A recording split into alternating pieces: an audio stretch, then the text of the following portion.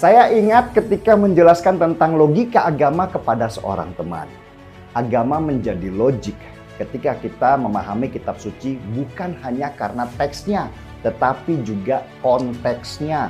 Kapan sebuah ayat keluar, pada waktu apa, dan dalam kondisi yang bagaimana.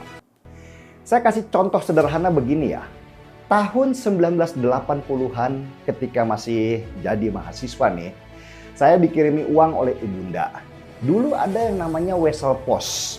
Itu cara mengirim uang lewat kantor pos sebelum adanya internet banking, m-banking, dan segala macam kayak begitulah. Saya baca tuh surat yang dikirim oleh ibunda saya pada tahun 1980-an. Pesannya begini, "Nak, Mama kirim uang lewat Wesel ya, nanti kamu ambil di kantor pos." Surat itu saya simpan. Dan saya baca lagi di tahun 2022. Tentu isi suratnya sama kalau ibunda akan mengirim uang lewat Wesel. Tapi kan di tahun 2022 sistem keuangan kita sudah sangat berbeda. Wesel Pos bisa dibilang sudah nggak ada. Yang ada internet banking, m-banking, dan sistem-sistem keuangan lainnya. Apakah ibunda saya salah bilang kalau iya di suratnya mengirim uang lewat Wesel? Ya enggak dong, karena dulu teknologinya ya begitu itu. Surat itu tidak salah karena sesuai dengan konteksnya, sesuai zamannya. Yang salah adalah manusianya yang kalau baca surat ibunda saya itu akhirnya tetap mencoba mengirimkan uang lewat Wesel. Padahal sistem Wesel itu sudah nggak ada. Begitu juga di kitab suci. Ayat-ayat yang ada di kitab suci itu sudah ribuan tahun lamanya. Dan muncul di saat zaman, peristiwa, dan situasi pada masanya. Ayat-ayat itu nggak salah. Yang salah adalah orang-orang yang memahami kitab suci itu nggak pakai logika berdasarkan zaman sekarang. Mereka hanya terpaku pada teks tapi nggak memahami konteksnya. Jadinya ya pemikirannya nggak update. Kenapa saya harus cerita ini? Karena saya membaca tentang seseorang bernama Saifuddin Ibrahim, seorang pendeta yang dulunya dia beragama Islam. Saifuddin ini mendadak viral karena statementnya yang dia publikasikan kalau 300 ayat di dalam kitab suci agama Islam harus dihapus karena mengajarkan kekerasan. Saya tahulah, pendeta Saifuddin ini sudah salah dalam memaknai ayat dalam kitab suci. Tapi yang membuat saya penasaran, apa sih backgroundnya Saifuddin Ibrahim ini dulu di Islam sebelum dia masuk Kristen dan menjadi pendeta? Nah, dari informasi yang saya dapat, ternyata Saifuddin Ibrahim ini adalah petinggi di organisasi NII atau Negara Islam Indonesia. NII ini adalah kelompok lama yang di masa kemerdekaan dibentuk oleh Kartosuwiryo yang bertujuan untuk mendirikan negara Islam di Indonesia.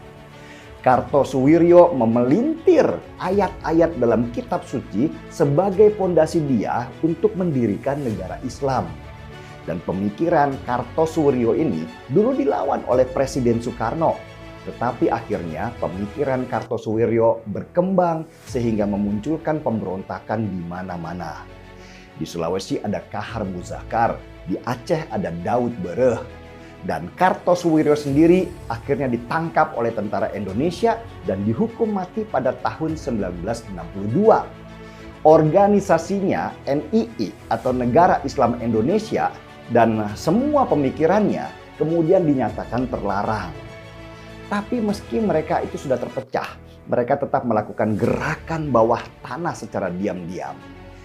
NII ini miriplah dengan HTI, tapi dengan versi lokal. Sesudah saya tahu kalau Saifuddin Ibrahim yang katanya tinggal di Amerika itu adalah petinggi NII, barulah saya paham bahwa ternyata pandangan dia terhadap ayat di kitab suci Islam yang sudah rusak itu adalah pandangannya NII. Saifuddin sejak dia beragama Islam dan masuk di organisasi Negara Islam Indonesia itu sudah rusak otaknya dan sudah salah memahami ayat. Dari jejak kenapa dia dulu bergabung ke NII saja sudah bisa dilihat betapa pemahaman ayatnya itu menunjukkan bahwa dia tidak paham. Dia membawa ayat yang sudah ribuan tahun lamanya dan keluar di saat ada peristiwa dan pada zamannya itu pada masa sekarang.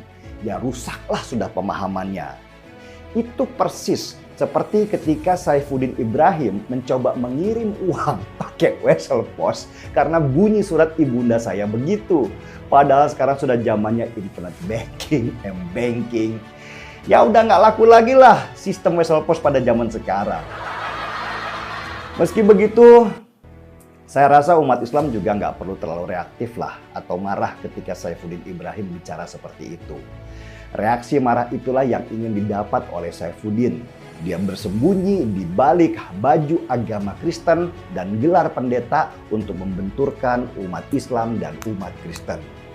Saifuddin bukan benar-benar Kristen. Dia hanya berlindung di balik agama Kristen supaya nantinya terjadi perpecahan. Jadi, reaksi kepolisian ketika memburu Saifuddin Ibrahim bukan karena dia sudah menghina Islam dengan menyebut 300 ayat di kitab suci harus dihapuskan, tapi untuk mencegah potensi kerusuhan karena adu domba yang ingin dilakukan Saifuddin demi cita-cita ideologisnya mendirikan negara Islam Indonesia. Lagian, contohlah umat Kristen, mau diejek apapun juga, mereka tetap senyum aja. Sesuatu yang suci tidak mungkin terhina karena dihina oleh orang yang hina. Seperti secangkir kopi, mau diejek dia pahit atau terlalu asam, gak menghilangkan fungsinya sebagai pemberi kenikmatan lidah. Seruput dulu kopinya.